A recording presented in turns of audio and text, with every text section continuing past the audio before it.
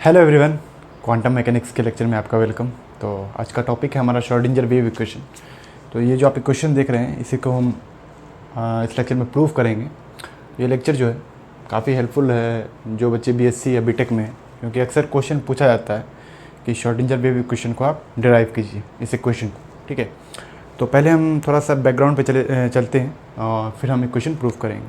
तो देखिए, Irwin Schrodinger एक साइंटिस्ट थे जिन्होंने इलेक्ट्रॉन को वेव मान के अपना एक एटॉमिक मॉडल प्रेजेंट किया था अप्रॉक्स 1925 और 6 में। ठीक है, तो ये आज के डेट में सबसे एक्यूरेट मॉडल कहा जाता है, एटॉमिक मॉडल। इससे पहले भी साइंटिस्ट थे लाइक थॉमसन हो गए, रदरफोर्ड हो गए, नील्स बोर हो गए, उन्होंने भी अपना एटॉमिक मॉडल प्रेजेंट किया था। बट आपको पता होगा थॉमसन के मॉडल में क्या डिफेक्ट है, रदरफोर्ड के मॉडल में क्या डिफेक्ट है। मैं थोड़ा सा नील्स बोर के मॉडल पे बात करना चाहूँगा, क्योंकि वह एक ऐसे साइंटिस्ट थे जिन्होंने अल्बर्ट आइंस्टाइन को भी चैलेंज दिया था। तो कह सकते हैं कि क्वांटम मैकेनिक्स की नींव जो है वो नील्स बोर ने ही रखा था। तो नील्स बोर ने जो अपना एटॉमिक मॉडल प्रेजेंट किया था तो उसमें उन्होंने इलेक्ट्रॉन को पार्टिकल मान के एटॉमिक मॉडल प्रेजेंट किया था। ठीक है, इलेक्ट्रॉन को उन्होंने वेव कंसीडर नहीं किया था। तो यही एक ड्रॉबैक है उनके मॉडल की। तो नील्स बोर के मॉडल में अगर हम देखें तो नील्स बोर के मॉडल में बोहर ने कहा था कि इलेक्ट्रॉन जो है न्यूक्लियस के अराउंड एक सर्कुलर ऑर्बिट में घूमता रहता है, और इसी सर्कुलर ऑर्बिट को हम लोग शेल या ऑर्बिट के नाम से जानते हैं, और इसे हम लोग स्टेशनरी ऑर्बिट भी कहते हैं, क्योंकि आपको पता है कि हर ऑर्बिट की एनर्जी जो होती है वो फिक्स्ड है, एनर्जी फिक्स है। अगर आप न्यूक्लियस के पास जाइएगा पहले ऑर्बिट में, तो पहले ऑर्बिट की जो एनर्जी है वो बहुत ही मिनिमम होती है, माइनस उसकी एनर्जी जो है वो -13.6 इलेक्ट्रॉन वोल्ट। उसी तरह जब आप जैसे जैसे ऑर्बिट से न्यूक्लियस से दूर जाइएगा एनर्जी ऑर्बिट की बढ़ती जाती है। ठीक है, तो उन्होंने इस पर एक क्वेश्चन भी दिया था, आप देखिएगा, अगर आप देखे होंगे तो रेडियस कैलकुलेट करके उन्होंने बताया, वेलोसिटी, इलेक्ट्रॉन का वेलोसिटी कैलकुलेट करके बताया।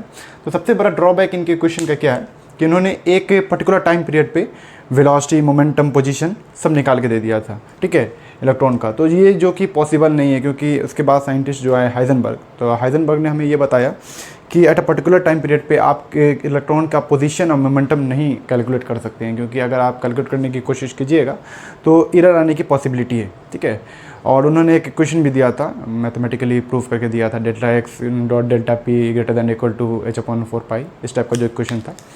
तो उससे ये पता चलता है कि बोहर का मॉडल जो है वहाँ पे कह सकते हैं ये सबसे बड़ा ड्रॉबैक था जो हाइजेनबर्ग ने अपनी अनसर्टेनिटी प्रिंसिपल दी। उसके बाद भी कह सकते हैं डी ब्रोगली एक ऐसे साइंटिस्ट थे जो बाद में आके ये बताते हैं कि इलेक्ट्रॉन जो है वो वेव भी है, मूविंग पार्टिकल जो है वो वेव भी होती है। ठीक है, और इन्होंने कहीं भी ये जिक्र नहीं किया था नील्स बोर ने कि इलेक्ट्रॉन वेव भी होता है। ठीक है, तो ये सबसे बड़ा ड्रॉबैक ये भी है कि इलेक्ट्रॉन को वेव को बिना कंसिडर किए इन्होंने पार्टिकल कंसिडर किया, और इनका कह सकते हैं मॉडल जो है सिंगल इलेक्ट्रॉन स्पीशीज़ के लिए ही वैलिड है। ठीक है, मल्टी इलेक्ट्रॉन स्पीशीज़ के लिए इनका मॉडल जो है वो वैलिड नहीं है। तो डी ब्रोगली साहब के कह सकते हैं, डी ब्रोगली जी के बाद जो है इनका मॉडल भी फेल हो गया।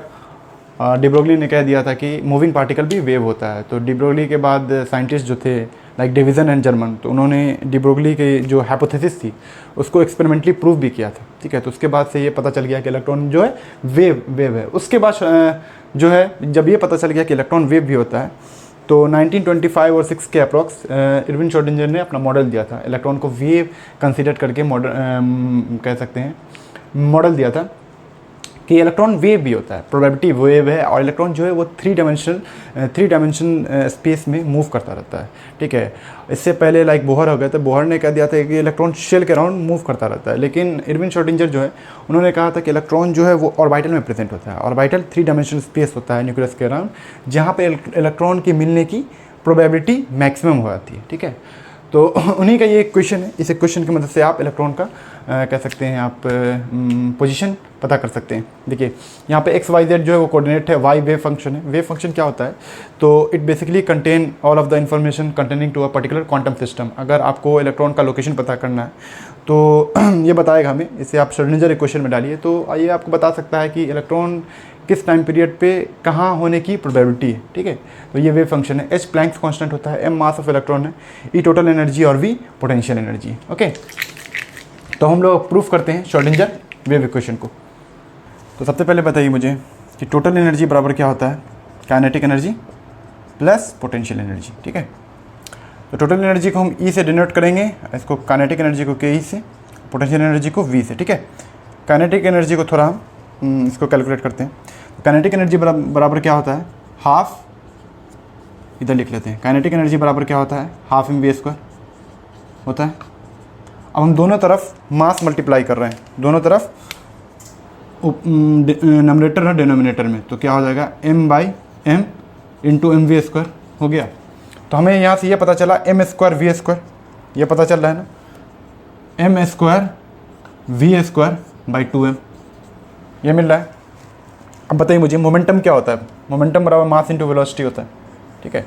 तो इस मोमेंटम p बराबर एम वी डाल देंगे, यहाँ पे क्या हो जाएगा, काइनेटिक एनर्जी बराबर, बताइए मुझे, p बराबर एम वी, तो मतलब p स्क्वायर क्योंकि स्क्वायर में बाई 2m, ये तो ये एक क्वेश्चन हो गया, ठीक है।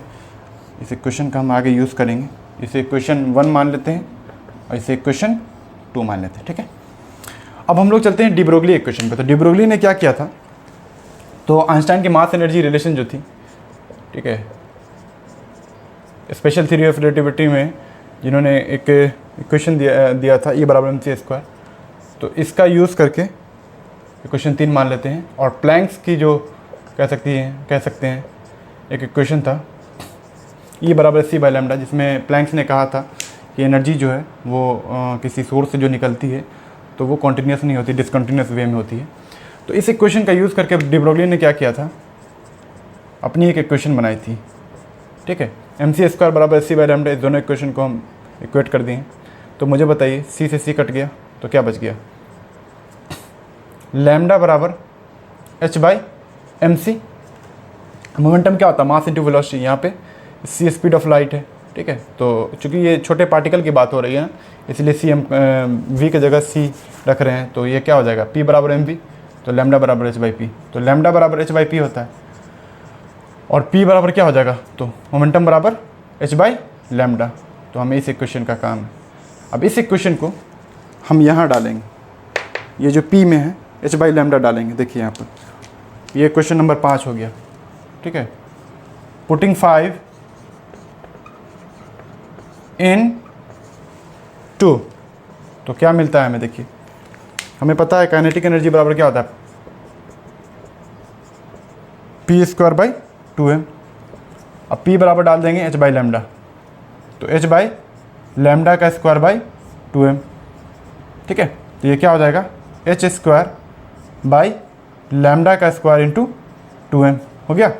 तो काइनेटिक एनर्जी क्या हो गया, h square 2 lambda square m हो गया। तो यहाँ से एक ये भी इक्वेशन आ गया, इक्वेशन नंबर, इसे मान लेते हैं 6। अब इस इक्वेशन को हम 6 को पहले में डालेंगे, काइनेटिक एनर्जी यहाँ देखिए इसमें डालेंगे, इक्वेशन नंबर ये जो आप 1 देख रहे हैं इसमें डालेंगे। तो इक्वेशन 1 पुटिंग 6 इन 1, पुटिंग 6 इन 1, तो यहाँ से हमें क्या मिलेगा, देखिएगा E बराबर क्या होगा, के ई प्लस वी। E बराबर क्या होता है, के ई प्लस वी, तो के ई प्लस वी। अब के ई डालेंगे तो E बराबर क्या हो जाएगा, h square by 2 lambda square m plus v, है ना। अब v को हम इधर ले आते हैं तो क्या हो गया, E माइनस वी बराबर क्या हो जाएगा, h square upon 2 lambda square m, है ना। यहाँ से हम लैम्डा जो है, लैम्डा की वैल्यू निकालते हैं। तो लैम्डा स्क्वायर बराबर क्या हो जाएगा, बताइएगा मुझे, लैम्डा स्क्वायर बराबर क्या हो जाएगा, एच स्क्वायर डिवाइड में 2m ब्रैकेट में E माइनस वी। तो ये भी एक क्वेश्चन हमें काम आएगा, इस इक्वेशन को भी आप नोट कीजिए, ये लैम्डा की वैल्यू आई, ठीक है, लैम्डा स्क्वायर की। तो ये से मान लेते हैं इक्वेशन नंबर 7, इक्वेशन 7। अब देखिए श्रोडिंगर ने एक इक्वेशन बताया था, कोई भी मूविंग पार्टिकल जब एक्स कोऑर्डिनेट में अगर मूव कर रहा है, कोई मूविंग एक्स कोऑर्डिनेट में, तो उसके लिए श्रोडिंगर ने एक इक्वेशन दिया था। वो इक्वेशन क्या था, फॉर मूविंग पार्टिकल लिख दे रहा हूँ मैं, फॉर मूविंग पार्टिकल जब वो एक्स कोऑर्डिनेट में है, moving particle in x coordinate, तो इसके लिए श्रोडिंगर जो इक्वेशन दिया था वो कुछ इस तरह था, d2 Sai by d x square by d x square plus 4 pi square psi upon H square बराबर 0। ठीक है, ये क्वेश्चन दिया था, 4 pi square psi by lambda square, sorry. ठीक है, ये क्वेश्चन दिया था। अब हम इस लैम्डा स्क्वायर का, ये जो लैम्डा स्क्वायर की वैल्यू आई है इसमें डालेंगे। ठीक है, तो बताइए मुझे क्या होगा। पुटिंग इक्वेशन 7, इसे 8 मान लेते हैं, पुटिंग क्वेश्चन 7 इन 8। ठीक है, तो बताइए मुझे क्या होगा। D two psi by d x square plus 4 pi square psi, इस लैम्डा स्क्वायर की वैल्यू डालिए तो क्या हो जाएगा, एच स्क्वायर डिवाइड में 2m ई माइनस वी बराबर 0। ठीक है, ये आया। अब हम लोग करेंगे क्या, तो इसको सॉल्व करते हैं। तो ये ऊपर जाएगा, ये कुछ ऊपर जाएगा, तो ये कुछ ऐसा हो जाएगा question. D two psi by d x square, तो 4 pi square into 2m bracket में E minus we psi by h square बराबर 0। ये हो गया। तो हो क्या रहा है, फिर से देखिए, d two psi by d x square, अब इससे हम मल्टीप्लाई करेंगे तो क्या हो जाएगा, 8 pi square m E minus we psi by h square बराबर 0। देखिए आ रहा है। तो ये हमें इक्वेशन मिलता है जब हम सॉल्व करते हैं। तो जब मूविंग पार्टिकल एक्स कोऑर्डिनेट में है तो हमें ये इक्वेशन मिला। अब बताइए, इलेक्ट्रॉन जो है वो 3 डायमेंशन मूव करता रहता है एक्स वाई और जेड में। तो for x y z coordinate, ये तो एक्स कोऑर्डिनेट के लिए आया ना, for x y z coordinate, तो इक्वेशन क्या हो जाएगा, इक्वेशन कुछ हो जाएगा इस तरीके से कि d two psi by d x square plus d two psi by d y square plus d two psi by d z square plus ये इक्वेशन 8 पाई स्क्वायर एम ई माइनस वी ब्रैकेट में h square into psi बराबर 0। तो ये equation आया मेरा कुछ यूँ। तो देखिए, इसे ही तो हमें प्रूफ करना था। देखिए यहाँ और इस इक्वेशन को देखिए, दोनों सेम है ना। तो इस तरह से हम लोग श्रोडिंगर के क्वेश्चन को हम लोग प्रूफ करते हैं। तो ये रहा बेसिकली श्रोडिंगर का इक्वेशन। आई होप आपको समझ में आया होगा। चलिए, थैंक यू।